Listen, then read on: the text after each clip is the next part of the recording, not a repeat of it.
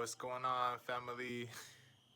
So today's been an interesting day. It was really funny because I was just talking with my friend Brian yesterday about how I would like to have more time, disconnected from the internet and things like that. And today I had a huge internet problem in my house. So more than be careful what you wish for, definitely set intention and anticipate what you wishing, whatever you're wishing for to happen at some point outside of time. So that's just the lesson for today. It was a bit of a surprise, but it wasn't a big deal because I remember I asked for it, right? And I use the internet a lot for work because apart from therapy, I also do other things like language teaching. I teach English and Spanish. The holistic therapies, which the holistic therapies don't require much internet usually, but sometimes you got to get online with a patient. Um, but anyways, guys, I wanted to just drop a quick video while I'm not using internet, and oh, I like this scene better.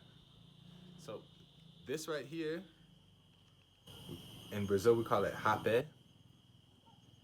In places like Peru, you might call it, bear with me, rape, rape, hape, rape, hape.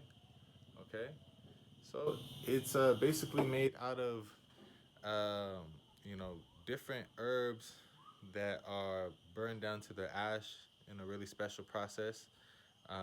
Usually they're tobacco based, and the tobacco really just helps you go, bring everything to the earth.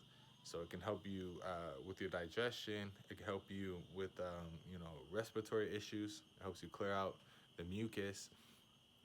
Used for a lot of different ways, and usually if you're applying it to yourself, you would use something like this, which is here they call it a kuripi. That's like the typical name. Um, there's probably a different name depending on the Amerindian nation that uses it, but there's that. So you have the kuripi. Sometimes you see like those, those long ones. They call those teepees. Where you apply it to another person. They put it to your nose and then they go. And there's different. It's actually pretty interesting. There's a whole science around it. If you were to have talk with an Amerindian healer or medicine woman or man, they would go into detail about there's different ways to actually blow the hape into your nose or into someone else's nose, and depending on the type of way that you blow it, it has different properties, and it has different effects upon the mind, because in a way you're transferring a part of your energy into that person to enact cure, and that person is opening themselves up to the cure. The respiratory system is a very important spiritual portal between here and the other dimensions of consciousness. So the more you have a clear pathway, the easier it is to get messages from spirit guides, the easier it is for you to breathe.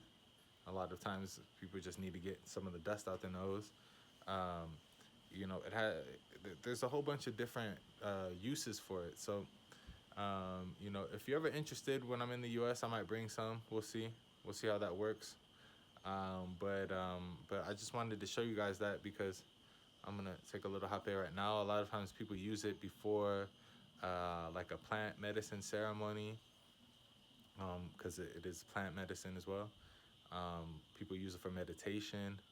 I remember talking with one indigenous man, a guy from the Hooni Queen Nation. He was explaining that a lot of times after a day of work, they'll sit down and they'll apply some hape.